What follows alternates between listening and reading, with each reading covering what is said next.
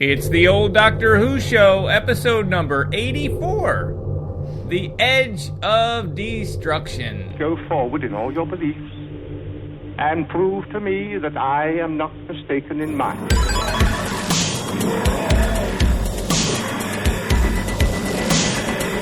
You couldn't control my mind before, and you certainly can't control it now. Would you like a jelly, dear? The TARDIS, when working properly, is capable of many amazing things. Reverse the polarity of the neutron flows, but the TARDIS will be free of the force field. Well, the TARDIS is more than a machine. It's unity, but a person, you see. The resulting reaction is Spidey. Are you ready? It's the old Doctor Who show, your classic Doctor Weekly True High podcast. That's us. We're back. Did I get it? Yeah, I think we should nailed keep it. that one. I don't need to say it every week, every 3 weeks. So, Dan, how are you? Dan? I'm good, Eric. How are you, Eric? I'm good, man. I have. Did we start already? Are we? Is this this it? it? Is this the show? Do we have this to? is the show. This is the No, we're show. good. I think you hit let's do all it. the notes and the. It's not like hard. Well, It's hard for me. I was going It's to hard say, it for took me, Johnny. 80-something episodes before you could quite get there. But Yeah. I thought I'd take over for you. What's new in I'm your world? busy because I am stupid, and not only do I have 3 children and a cat and a dog, now I have another dog because What? My wife No, has we got yelled wanted at a about that. dog for a really long time, and I did not want a dog. I had a dog that I loved, and we lost the dog, and it was emotionally devastating. And then she finally broke me down to get our last dog.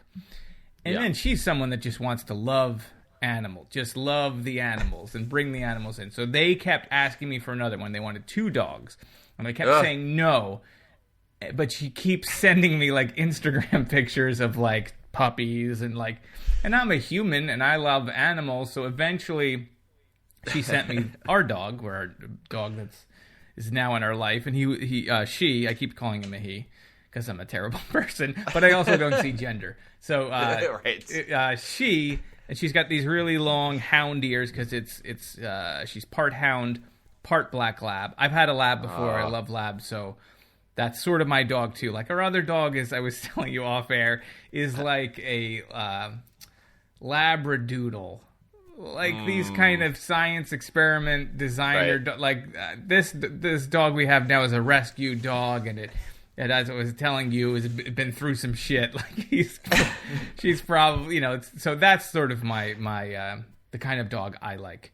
But she's super cute, and she's black, and she's got these coonhound ears. I found out she is a coonhound, which I didn't know a lot about, so I looked them up. So I think she's going to get pretty big too. Yeah. So. Winston, my older dog, is, we think, part coonhound. Okay. Lieutenant coonhound. Yep. Now, hounds are awesome. How big is Winston max size? Like full grown? He's full grown. He's 80. He's a mix. He's 80 pounds, and not like overweight. But he's tall? like 80 pounds. As far as like height, yeah, he's though. tall. Yeah. I'm really bad at estimating things like that. I would say somewhere between 3 feet and 7 feet tall. Okay. But in terms of like a lab, it would be like the size of a full grown lab. It's not like a horse. Or No, it's not like a horse. No, it's not not one of the Great giant Dane or breeds. something. No, just a large dog, not a giant. That's dog. what I like. Not like a Saint Bernard. Yeah. Yeah, so I'm all about. So the this coonhounds. is Dog Talk. Welcome to Dog Talk. Yeah, it was such a mess. Like, all these other weird things are going on in my life, and I'm trying to write and do all this work, and now it's like potty training and like getting up all the time and it's like right before winter. Like, it's a whole. It's the worst. It's the worst idea you've time ever had. to have done it. Like, there's nothing good about it. Besides starting this show, this is the worst idea you've ever had. And speaking of the worst ideas we've ever had, well, do you have anything to add? Because I was going to say, I don't- speaking of the I worst know. ideas, we Let's decided just- to let's just- review Edge of Destruction. We can jump into. But unless you have something else, we might as well hit that button. No. It's not. I mean, we'll get into it. It's not a bad idea, but it is an interesting experience to go from one doctor to the next, and then go all the way back to the beginning again. Yeah. This is the third episode, third story. Yep. Sorry. So it's a real weird old. shift. It's old. Yeah, and Well, for people just listening, tonal shifts. People listening to us for the first time, the story we reviewed prior to this one was Revelation of the Daleks with Colin Baker. So we're jumping from almost the end of the classic Doctor Who run to just about as close as you can get to the beginning, without being a story we've already did. Yeah, amazing. Well, let's talk about the story. Yeah, so we hit haven't already that did. button, Dan. Let's just get I got into it. the... It's right here. It's right here. Oh. Did you write the button with Sharpie on it? Okay, No, stop. Just we'll get there. I wouldn't go near the control column if I were you, Doctor. It might give you an electric shock. Yes, well, perhaps it would be wiser to check the porticator first. I'm glad I thought of that. Yes, come along, come along. Barbara? Keep an eye on Susan? Yes. Don't tell her about something being in the ship. No, of course not. You know, the less said, the better, eh? This is Edge of Destruction, Dan. This is the third serial, if you were counting, after the first two, of the first season. It comes from 1964, lucky number 64. It was written by David Whitaker and directed by two people. First part was directed by Richard Martin, and the second part was directed by crazy Frankie Cox. He's crazy like a Cox. If you want to do it for under $15, get Cox. The Doctor and his granddaughter attempt to take home Ian and Barbara when things go wrong. There's an explosion, and soon a mysterious force enters the TARDIS and causes its occupants to turn on each other and wear onesies and bathrobes and just have a general look of agitation about them. Did everyone drink the Doctor's special space Kool-Aid? Stay tuned.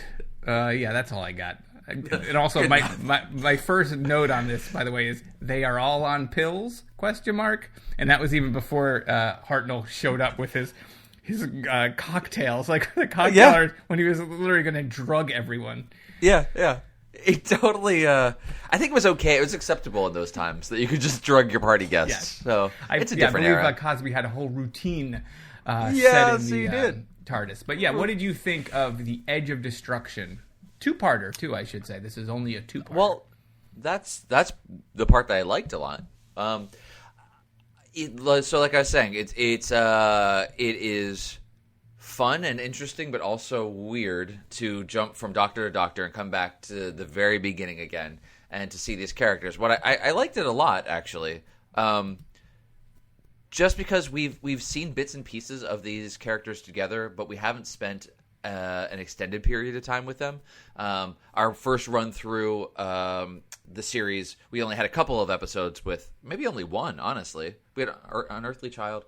No, we did the Aztecs, too. And the Aztecs, right. So we had a couple of stories with Susan, Barbara, and Ian. So now getting to come back and spend an entire 45 minutes with them was interesting. I like that a lot. The stylized acting was a little over the top. Some of the story, I don't think that the story quite makes a whole lot of sense. Especially the revelation of what Barbara figures out is going on. The TARDIS warning them. Maybe you can explain to me how she put those puzzle pieces together, because it didn't quite gel for me. But overall, it was an interesting story, and to get to see them play the paranoia and the suspicion of each other, and then ultimately turn it around and make them into a more cohesive group of adventurers together was fun. What about you, Eric? What did you think of this masterpiece of storytelling? Yeah, I thought it stunk. Okay. No, I did not like it at all. There are... I was going to say... But it was so short. It's very short. It was very short. Like, normally I would say, like, oh, well, the acting was good, and I didn't think the acting was that good. No, it was not. Or I would say the story was good, and I didn't think the story was good. Or the art direction was good, and there's really no art direction, which in and of itself is kind of a positive. Do you hear, like, weird static? Yeah. I don't know what that is. So, like, is that a mic? You know, the fact that it was so minimal and that it took place in the TARDIS and there's only 4 characters gave it a really like a play feel. You know what I mean? So that part was interesting, and so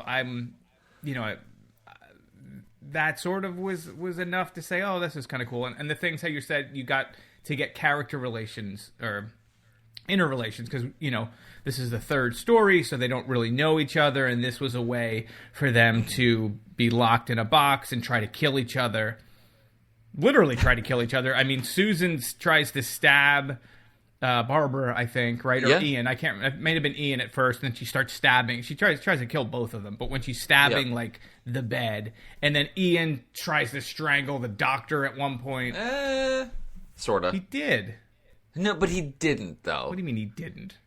He did, He was but possessed. he didn't. No, right? Or he was whatever. actually trying, because he's like in an incoherent like haze after that he's happens. In some he's kind all of fugue loopy, state and because he's the like, TARDIS is trying to protect itself because the freaking button got stuck. Like, the end of this is so dumb. Like, the whole thing is about a spring, and that they had the like a Sharpie that said, like, wasn't Wayback Machine. It was like Fast Return. Fast Return.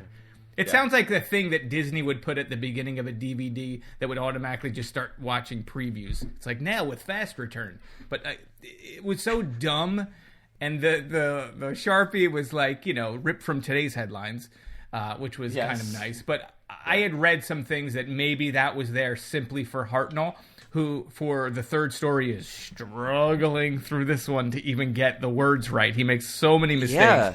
But I had read anyway about the writing that maybe they wrote it on there so he knew what button to hit, thinking it would never be in the shot. Like, they would have erased it or not had that shot, and somebody... Like, this thing was rushed out the door. And there's not a lot of money spent, not a lot of time. It came in the last minute, yeah. But to talk about, like, Susan, I found Susan so irritating. She's so, like, sweaty. Like, save some money by turning the lights down. This lady is just sweating from... And again, everybody seemed like they were on pills. And Ian is just wandering around. And at the beginning, I couldn't tell if they were supposed to be under the influence of something, or if this is just a weird show and they don't know what they're doing yet, or if the actors are high and they're just doing it because it is 1964 and people are starting to experiment with hashish. I don't know. I don't know what's happening if somebody had dosed themselves. But that was the whole thing was just weirdly paced, and just I wish I hadn't watched it. Oh no! But I like Ian in the bathrobe, and like when you see Ian in his bathrobe, in my head I just kept hearing the song by the English Beat, "Mirror in the Bathroom." Ian in the bathrobe. Do you know that song, "Mirror in the Bathroom"? I don't. I think we know our outro song though. Yeah, maybe I'll be forced to use it. But if next time you put on "Mirror in the Bathroom," this is a homework assignment for all of you, and then only hear Ian in a bathrobe. Because like he's like Hugh Hefner walking around, and you talked about Barbara figures it out, and she does. So you have Barbara, who's a genius, who just gets, not the respect. She figures the whole thing out. She's like, oh, this picture's here, and the door's opening, and then when it's a negative picture, we don't go through. And then Ian is like, yeah, you idiot, what button did you hit last? And then the doctor, like, fumbles around, and he goes, oh, it's this button, that's the thing. Like, the doctor's an idiot in this. He's smart, but he makes all these mistakes. He thinks that they're sabotaging the thing. He threatens to throw him out, but he doesn't really figure anything out on his own. It's like Barbara cracks the case, and then Ian is like, okay, well, if that's true, then, walk back. What did you actually do? Okay, but to be fair, the doctor had a severe head injury. He did. He was bleeding from his head. He was bleeding from the head. That is true. I should give him that. And your point about the clocks melting. Yeah. I mean, the TARDIS talk. Like they're like, it's a fail-safe. It's like the worst fail. Why can't the target No, it's a fail. It's just a fail. Why can't the TARDIS just write a message on a screen that says the button is stuck? There's a problem in the control panel 6G6. Well, that was part of the issue too, is that there really wasn't a fault. So they kept going on and on about the fault locator to figure out what was going on, but it turns out there wasn't a fault that the system could figure out. It just thought that his finger was still on the button the entire time. So it could have just had popped up a dialogue box like Netflix does and says, "Are you still watching this? Do you still want to be holding down the button?" Yeah, I get that. No, instead it melts all the clocks and is going to send them back to the beginning of time. So that seems like a weird. Well, that's the other thing. So Fast Return would take you back to the preview. Like if you were building a TARDIS, the button that's Fast Return is going to automatically take you back to your last known. The last coordinates they put in. Yep. Sure. So he's holding it down. But somehow that doesn't take him to 1964. It takes Sure. them all the way back to the birth of, at least they say the solar system, but let's just say it's the birth of the universe. Whatever Sure. it is. It's enough Whatever to it have is. all this power that's drawing the power of the TARDIS out of the TARDIS. Some kind That's of another thing that was space weird. We should talk about that, osmosis or too. Something. I don't know. He says, like, you would need No, something, you're right. you know.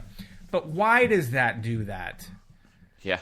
Like, is Yeah, fast great return question. something you hold down, and the longer you hold it down, the farther in time you go back? Eric, Maybe? I'm pretty sure you're giving it more thought than they did. Right. So It just doesn't make any sense. yeah, You know, it's like the Well, engine burning out, but why? I don't know. It's Yeah, all fun. right. It's as though if your car is running out of gas, instead of putting up a warning light, it runs you into a wall. Yeah. That's its Right. best safety mechanism. Going back to the beginning, it was strange to me trying to figure out what the actors were playing, like what were we supposed to be seeing. Barbara was Susan was just staggering around like she had she's a head freaking injury. out, yeah. She just or couldn't keep her eyes open, so something was going on with her. You could tell right away. Obviously, the doctor was on the ground.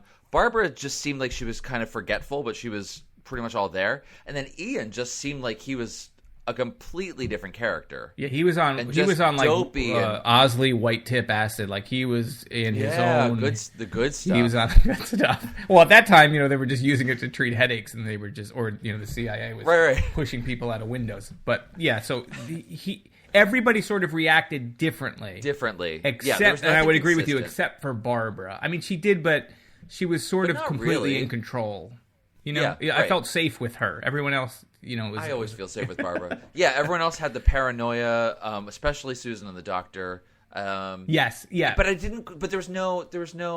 So there, as you said in the intro, that the TARDIS let in some outside force that controls their minds, which we find out is not what happens. That was their theory. But and it's that so there was, weird because they talk about like the pain in the back In the of back their of the neck. Like, so the TARDIS is taking over their minds and making them paranoid, or is it the energy being sucked out of the TARDIS is having an effect on their mental state? But why only in certain parts of the console? If they approached the one part of the console, they were fine, but another part would cause that Yeah, and reaction. they tell, like, there's that cutaway line to them saying, "Oh yeah, the failsafe switch, that's in the one part of the console we can touch." How convenient that right. was. Like, yeah. it just, Okay. So the TARDIS, feels instead of dumb. having flashing lights on the thing that's broken, it just makes everything else deadly, except for the part that you can touch. Cool. Great design. It's just weird. It is very strange. But to go back to the point you were saying before, like What was so I the saying? doctor and Susan are paranoid. Right. Ian is just high. He's not. He just seems really out of he it. is violent. Like he does try to choke. Okay, the, but he doesn't though. the 'Cause- doctor. so that's what I was trying to say before. I don't think he was actually trying to choke the doctor. He. That's the end of. That's the cliffhanger. It's a at the end of the cliffhanger. first. You don't know Yeah, who's at the end- choking him. Hands going around the doctor's neck. Doctor looks surprised. It turns out it's Ian. He falls on the ground. When he's down on the ground, and he's kind of just like talking incoherently, and Barbara's comforting him. He does it again. He does the choking thing to Barbara. But what he says is that's something just- along the lines of he was trying to pull them away from the TARDIS. He was trying to grab them by the shoulders and pull them back. He and his forgot how slipped. hands worked. Like that's how he knows how to show you Wait, he does loves this you. hurt? It's yeah. So I don't Yeah. think he was actually trying to murder anyone in the same way that Susan was going all crazy. But it's kind and of trying to confusing stab. though, because why isn't he trying to murder them? Because why does Susan immediately decide that she's paranoid? Someone's in the ship, someone's trying to control the ship, and she's going to stab her friends, or her teachers. Yeah. Yet the doctor reacts the same way. He gets paranoid. Oh my God, they did this. I'm going to kill him by abandoning him in some weird Right. planet. And yet, Just so gonna throw him off. why is it weird to think that Ian also became? No, I think that's I think that's the intention that you're supposed to have at least at the beginning. But unless I'm mishearing him, which is totally impossible, he was saying that he was trying to pull them back. But it's from so the TARDIS inconsistent too, because they have these, That's the these problem for me, too. periods of paranoia that are Yep. flipped, and it just keeps flipping between. That was also in my notes, that you never really settle on anything. Yeah. You're 1 second the doctor is a monster, and then 30 seconds later he's trying to help them. Or Susan's trying to stab someone, or she's on the doctor's side, and then she's like, "No, I'm like, don't abandon them. They're pretty." Like, nobody knows what they're supposed to be doing, or Right. why. I mean, that's what they're. I mean, that's. supposed to be the influence of the TARDIS on them, I suppose, but it doesn't really seem like that makes a whole lot of sense as to why that would happen or why it would be so inconsistent in that way. I just that's the part of the story that I just don't understand, which makes the whole thing kind of fall apart. I could get on board with the crazy overacting because that's fine. It's a little bit of its era, and if it served the story, that'd be one thing, but it didn't really seem to illuminate anything in what was going on in the story. It was just a whole lot of disparate reactions to things that were completely inconsistent from one actor to the next. And I just feel like it would have been better if someone had told, I don't remember the actress's name who plays Susan, to just dial it down a little bit. It's like some of the screaming, like where she just starts screaming and, oh my God, like when the doors are opening or whatever, and she just starts freaking out and it's too much. Well, everyone does that when the clock face melts. Why was everyone so... It was as though they'd seen like... Didn't Barbara throw her watch or something? She threw her watch. It's like, what is so happening? everyone's watches melted or whatever. Time. So then there's this whole thing about the TARDIS took time away from us to give us time back. Wait. We had time taken away from us, and now it's given back to us because it's running out. Yeah, I didn't understand that. I don't. None of that makes sense. Like her leaps of logic to figuring out that it was the TARDIS all along that was trying to warn them. No, and then speaking of time, like then there's the scene where the Doctor, now that he's friends with everyone again, is like, "We've got 10 minutes to live, guys." You mean after he drugged everyone? After he drugged everyone, yep. Right. Did whatever he does. He said, "We got 10 minutes to live," and then he pulls Ian aside. He's like, "Yeah, we only got 5 minutes to live." I didn't want the ladies. I don't want to worry the ladies. You and I will stand. Like they're gonna figure it out anyway. Like it just was weird. A lot of just weird choices. I just don't like this Doctor at all either. I'm not a big Hartnell fan. Whoa! Don't you find him like? Whoa! He's almost like just irritating. Yeah, he's just not. Like, I mean, I know what you're saying. I haven't found the charm in him yet, I guess. At least in this one, especially. Because he's just kind of wrong about things. Like, he's not, like, always, oh, but you gotta, if you know, he's rough around the edges, but he'll figure it out. And it's like, no, Barbara figured it out. Ian had to point you, to tell you what to do. He doesn't even know how to control the TARDIS. Like, he doesn't even know how to get them home. Then he hits the button, and it breaks, and he doesn't think maybe that's the first place that he should look. Like, head injury. I know, but he does this throughout this whole thing, right? And even at the end, you're right. Like at the end, there's the scene, I think, where the Doctor says, "Okay, I'll take you home" or something, and then Ian's like, "Are you sure you can do it?" I don't remember what happens, but Ian laughs like a maniac in a close-up, right? And then they go off to the Abominable Snowman or whatever. You know, no, actually, he goes to see Barbara, and then they. It's just weird. Yeah. I don't know. Maybe I'm being too harsh on. You're a Hartnell fan. He's dropping in my like the. I'm not a huge fan because I haven't seen enough to figure out to see the progression of what he's doing as an actor, figuring out his character, and as the writers are figuring out what they want to do with the Doctor. And we've seen the first 3 stories of Doctor Who. But we haven't seen them together, so it's kind of hard to see any sort of progression. Just thinking back to the first 3 stories. Well, I know that the other one not that long ago. I mean, no, that's true. Yeah, because we had another Hartnell in this round 2 that we're doing now. Yep, yeah. What was Enemy? No, not Enemy of the World. What was it called? Oh, the Daleks. That was the third. Yeah. I don't know. I'm willing to give him some time, but right now he is sitting below Colin Baker. Wow. Well, because there's Colin Baker's lows are low. Yeah. But he's got some highs that I really liked and thought were kind of interesting. Yeah. No. Right. It's hard. It's a hard task. That's for the this. kind of controversial TODWS opinions you'll get on our podcast. This is what people come the for. Others, they won't give you that crap. No. This is the content you want. Yeah. No, I think it's true. I think it's hard to say. If they had a more fleshed out idea of what they wanted the Doctor to be over a 50-year period, like Colin Baker had when he came on board, he had a whole bunch of history to draw from. Yeah, and I will also Hartnell's making it up as he goes along. I will also defend Hartnell too, in that the production is so rushed that he literally flubs so many of his lines, that they don't take another take. So he comes across as sort of a doddering old fool anyway, because you have to watch him say the wrong word or stumble over his words, and that there's no confidence. You can see the actor loses some of the confidence in his face because he knows he's messed up. Yeah. I called him mumble mouthed the whole time. It was a lot of times it was hard for me to understand what he was trying to say, and I turned the subtitles on because he was actually really messing up the lines, and they were words in the wrong order and whatnot. But I don't know. I mean, whatever. We'll see. Thankfully, we'll get to see a whole lot more Hartnell. You'll have a much there's too much different- Hartnell. I think Dan and I have to have a separate side meeting because there's like a heart to year heart of about the us just Hartnell. bouncing between Hartnell and Pertwee, I think. But speaking of this episode, because of course we are, why are they in, I said onesies, I think, in the description, but they're wearing smocks. The women are wearing like these, what is that? Yeah, That's their I noted that nightgowns? too. Like Barbara had Susan had a breakdown, and then the next scene you see her, she comes in dressed in that black bathrobe or whatever onesie, and I was like, oh, that's pretty heavy-handed, but okay. And then Barbara's in. No, I think it was their sleeping gowns. That's my guess. Weird. And there's like I that. don't know. Okay, so in the beginning, because there's only 2 parts, but episode 1 at some point, Susan has a nervous breakdown and collapses, and then Ian carries her into that like dentist chair or whatever they have in the back. Her sleeping pod.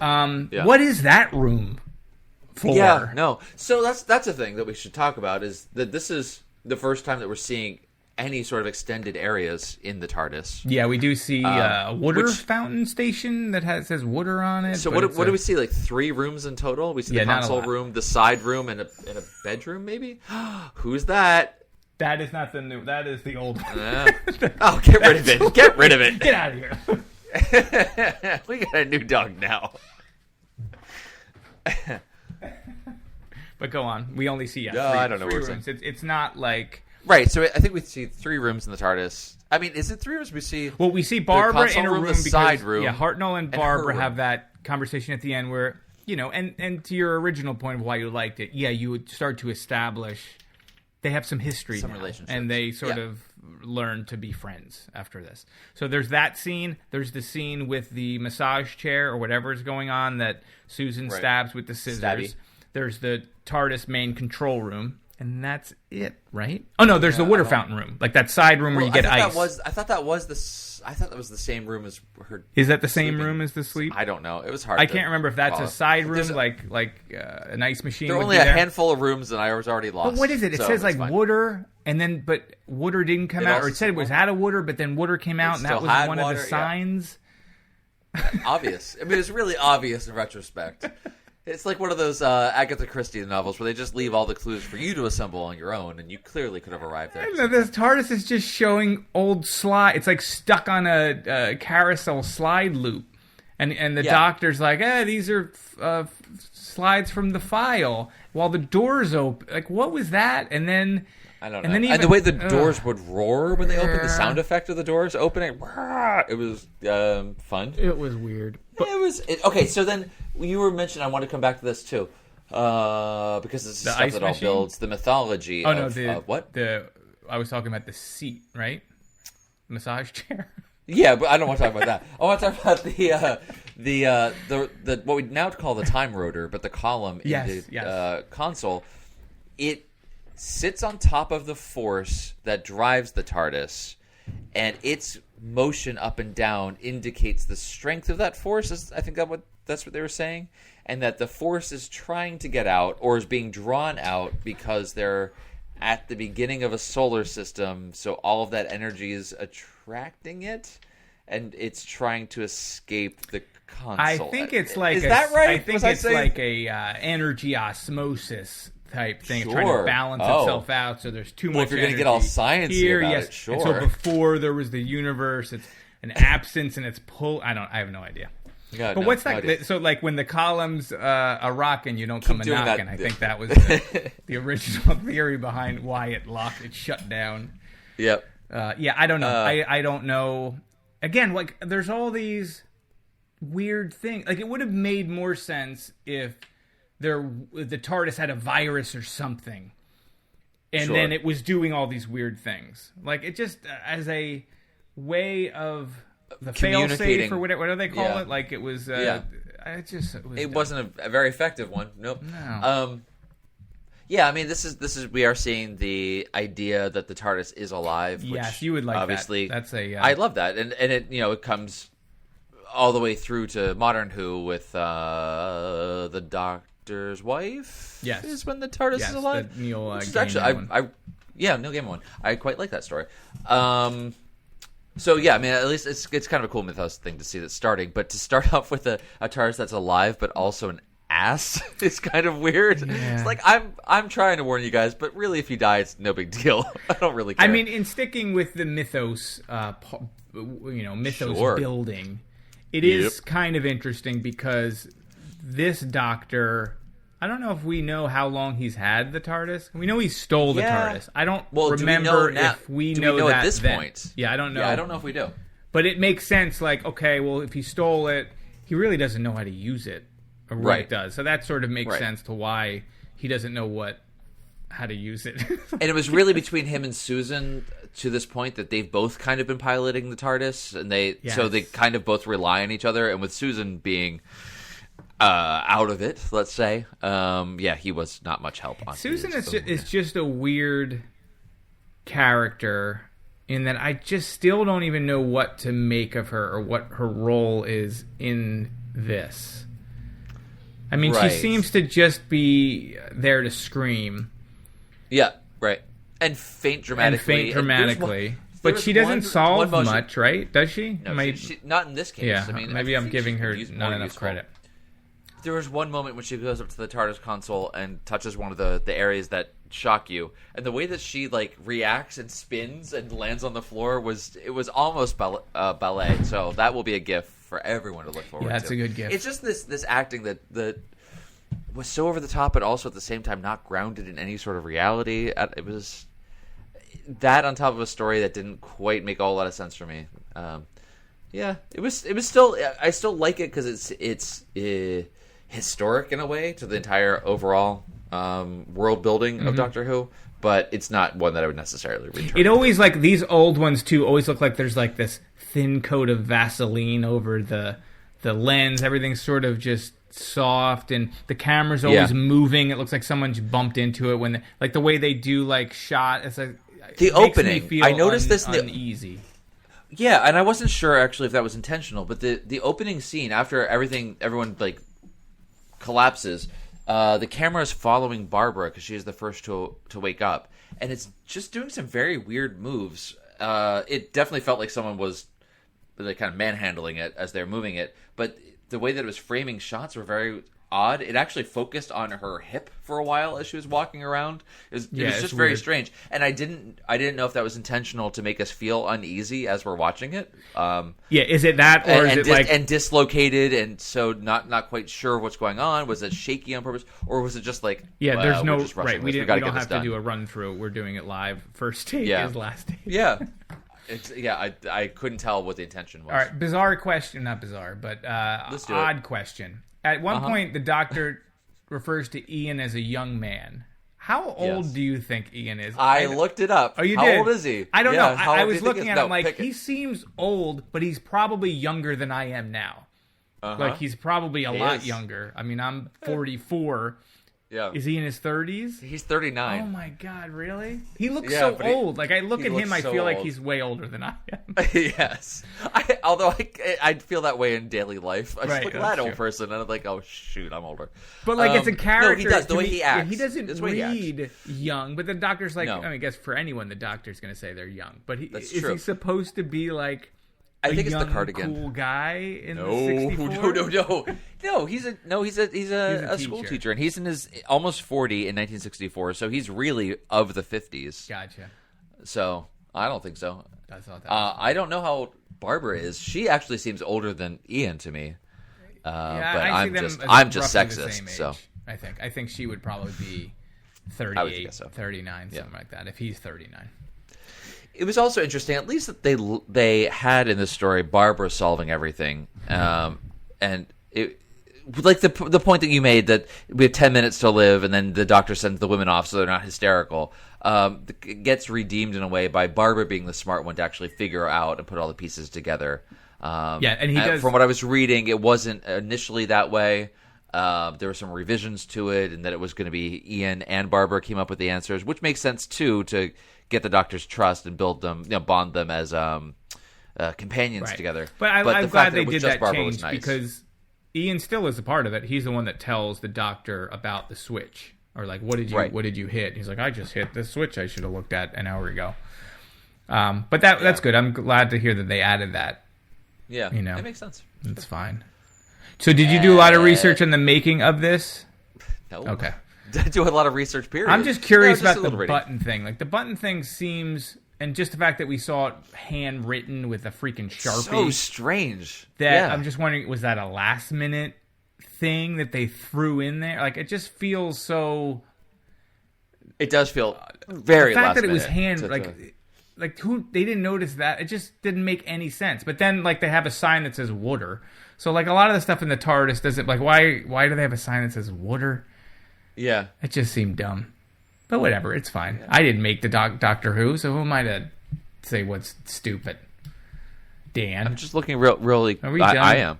I'm just looking quickly to see if... I didn't come across anything that mentions the permanent marker handwritten... I know. I definitely did read somewhere that one theory is that it was put there for Hartnell, the actor. Which makes sense. And it was just sort of left in there. Yeah. All right. In any case, anything else to cover? I don't have on this anything one? else to say. We got It's it a all. short episode. Our short story is only 2 parts. So, did anyone of our listeners have an opinion on this, Dan? Yes, they did. As always, they come through. So I asked you guys a couple days ago to let us know what you thought of this story. Let's go to some of the feedback. We got, let's see, who is this person? Sorry, I should have had this up, but Badger Man Badger on Twitter says, it's a good story. Here's why. 1, we don't know the TARDIS crew much at this point, so it has suspense and is weird. That's a fair point. Number 2, look at other bits and angles of the TARDIS, so we do get to see some more, which is kind of cool. And 3, it's nice and short. What's not to like? So, hey, all right, we're in total agreement. So, thank you for that. Anthony Draper says, I love it. I think it's underrated. The moment where Barbara lets the Doctor have it for threatening her and Ian is one of my favorite Doctor Who scenes, as is the Doctor's speech at the climax. So the Doctor's speech at the climax, that is the part where he figures it out after Barbara's pointed out to him what it is. He starts rambling on about the series of 3 slides, right? So it's rambling about, go ahead. But thinking about that, so remember that scene? So it's a picture of a planet, then it's a picture pulled back, then it's a picture of a solar system, then it's an explosion, and he says, that's it, that's where we're at, right? What is that? What does that mean? What did that mean? I don't know. That's saying that they were on a planet and then they pulled back and it was the creation of the... I don't know. Maybe it's obvious. He was figuring out where they were located, and but to this listener's point, is that the scene he's talking about at the climax? I can't ask them, so I'm going to say yes. Yes, it was. But the Doctor had he seemed like excited to be part of the show. He had an extended monologue at one point. I'm going to go back and see if I can find it exactly. Doesn't matter. Okay, but thank you for the feedback on that one, Mr. Anthony Draper. We got... Mary Claire says, I also agree this is an underrated story. I love Barbara in this story. Eric, I think he said the same thing. I think she's the best part of this early seasons. Yeah. Nitro9 says, maybe I should watch this one again because I journaled while watching as a teenager, and there are a lot of, what the heck is this? Yeah, you're right. Your journals are accurate. The Doctor looks like... What did you say? I was just saying, they're right. Their journals are accurate, but go on. Yeah. What the heck is this? And the Doctor looks like an Indian. Okay. I've avoided it since, and maybe I could appreciate it now. I mean, it might be worth revisiting, but I don't know if you're going to get a whole lot more out of it. Now, the comment about the Doctor looking like an Indian, I'm thinking that's Native American with the headdress, because he had that weird bandage on for part of it. Yeah. An element they did not need, but they had it. Like, did he actually hit his head? Did Hartnell hit his head and they wrote this 2-parter? Oh, just to cover his head? Explain the fact that he, banged his head in the medicine cabinet? I don't know, maybe. Go on. Okay. So thank you for that feedback. Yeah, thank you. I think your journal's correct. Greg Cox says, it works as a way of adding substance to what we know about the regular cast and the interior of the TARDIS.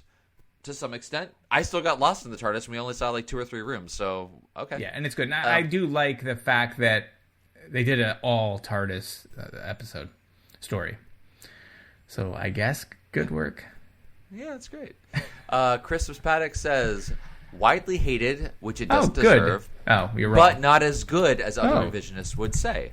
In Modern Who, the bottle episode would really flesh out the characters, but here they just explore a bunch of odd plot devices. Yeah, I mean, I don't know. I think we're pretty much in agreement with that. I would side more with the people that say it's not very good. Because, I don't know, for all of the things that I usually look for, story, character, acting, it didn't have any of those things. All the things that make good television, it had none of those things. Oh, but besides that, what'd you like? I mean, it wasn't just dead air, right? It wasn't color bars.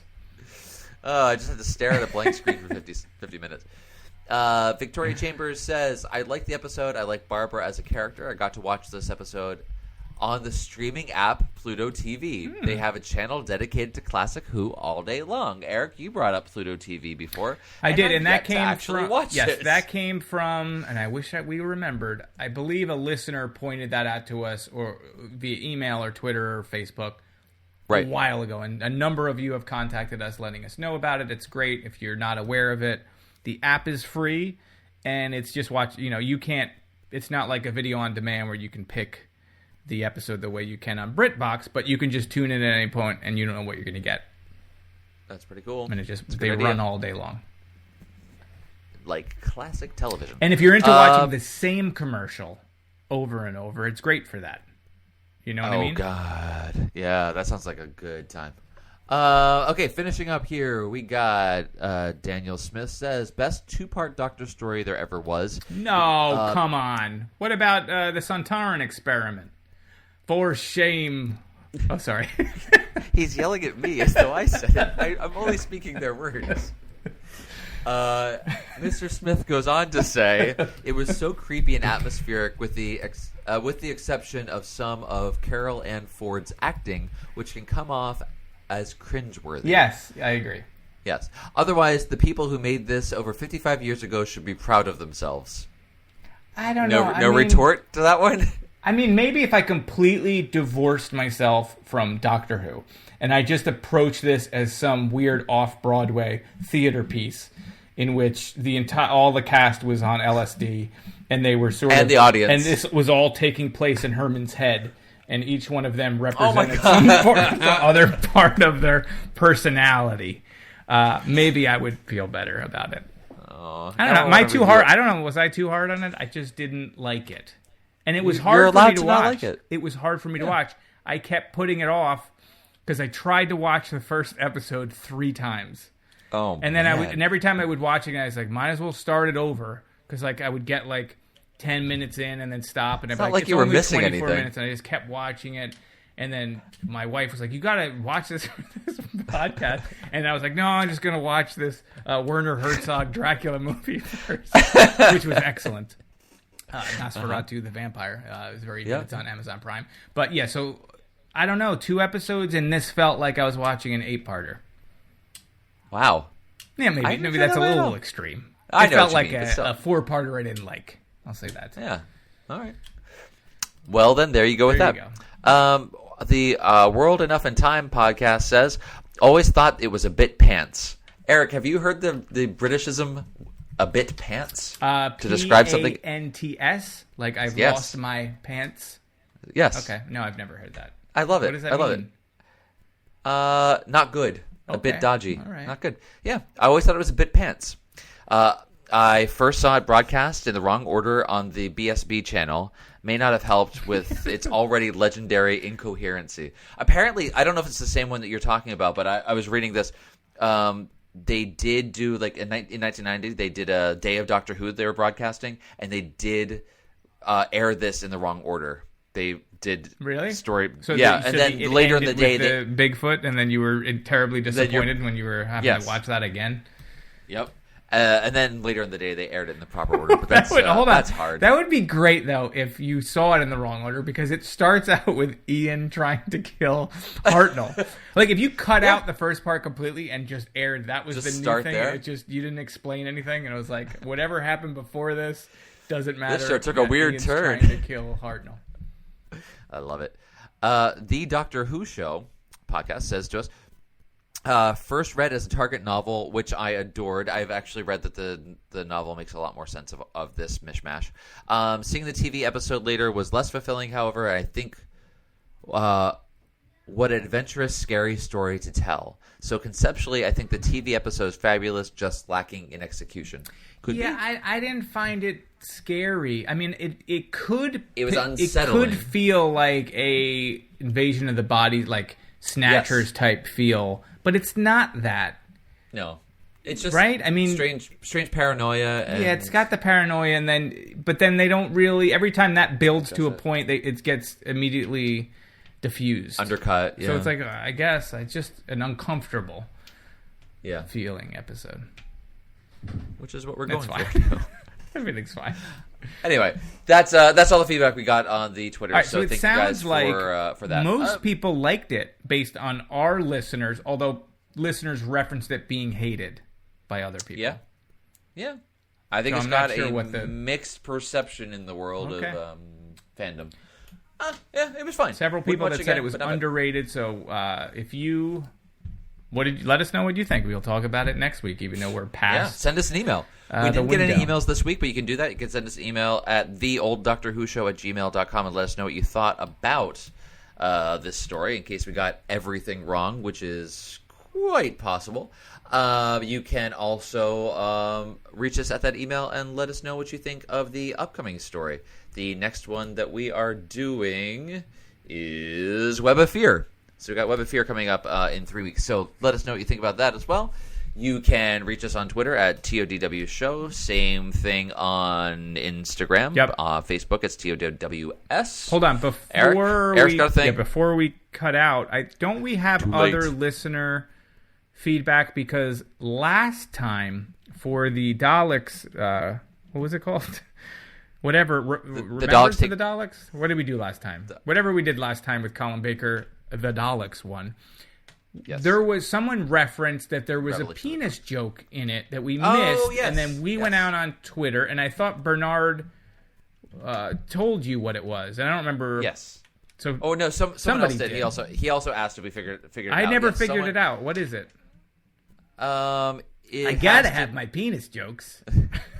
He's been asking everyone he meets on the street, can you tell me about the penis joke in Doctor Who? It was when Perry is climbing up the Doctor to get over the wall, and she steps on something. It's making a joke that she kicked him in the balls. Oh, I did not. Or something along those lines. Okay, didn't get that. Yeah, it was not much of anything. There was not. He just makes a big-eyed expression, and I guess you were supposed to think. I only remember her stepping on his face or something, and that's the point that his watch breaks or whatever the thing was that broke. And let's not talk about that. The crunch was supposed to be the sound of his testicles breaking. I feel like I didn't like that story either. Doctor round 2 is turning me against Doctor Who. No, that's not true, because the Tom Baker one before that was wonderful. 1,000 more to go. So what was I saying? I was saying that you can get in touch with us in all of the places we just mentioned. Eric, can people actually get in touch with us with physical objects, like pieces of mail? Yeah. Oh, yeah. Speaking of which, physical objects. I didn't get to the post office this last week, so if you've sent in a self-addressed stamped envelope to P.O. Box 2131, Red Bank, New Jersey, 07701 for your sticker, if it hasn't come, and that's because I just have to go and I'll send them out. And other people, you should have gotten your stickers. What is it, Dan? You're doing a bunch of 2s and 1s. You look like who is that guy from the dating game or whatever? Who's 2 and 2. Remember that idiot? Nope. He blocked me on Twitter too. Hardly anyone's ever blocked me. Oh, it was Chuck Woolery? And Chuck Woolery has blocked me on Twitter. He blocked me on Twitter years ago. Good for you. He is an idiot. But yeah, so you were doing the 2 and 2 thing, so I wasn't doing anything. I was It's all good. Yeah, so P.O. Box 2131. Dan has already told you about the old Doctor Who show at gmail.com. Dan probably failed to mention that we need reviews on iTunes. I didn't mention that. You did? You did. I didn't. We haven't. No. We haven't gotten one since about this. July. It's October. It's Halloween season. Send us or leave us a Halloween themed review where you can add spooky Eric and Dan are masters at what they do. I'm not going to write it for you, but you can leave that there on the old Doctor Who show on Apple iTunes podcasts. I don't know if you have reviews for Spotify. If you send him a self-addressed stamped envelope, he will write a review for you as well. So just to make it easier, if you don't want. No, don't do that. I will send you stickers. But yeah, and if you want to send us stuff, obviously that P.O. Box works for that as well. That's it, right? Woohoo! Did we do it? Yeah, I think we did. Oh, also, obviously, the website is theolddoctorwhoshow.com. There you can see our episode pages. You can see all the GIFs that I put together, the ones that don't even make it onto Twitter. You can check out past episodes there and also see what we're going to be reviewing in the future. It also has links to subscribe in all the various places where we are. But if you're listening to this, I'm guessing you already know that. So until next time... We love you. Something. Yeah, until next time. Something. Words of wisdom. Yeah.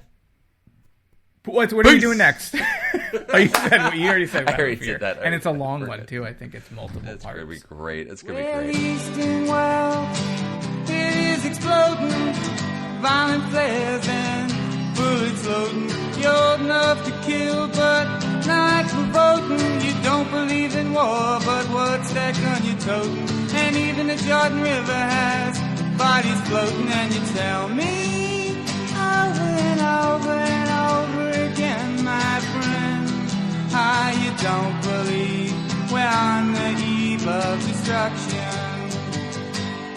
Well, look at all the hate there is in Red China.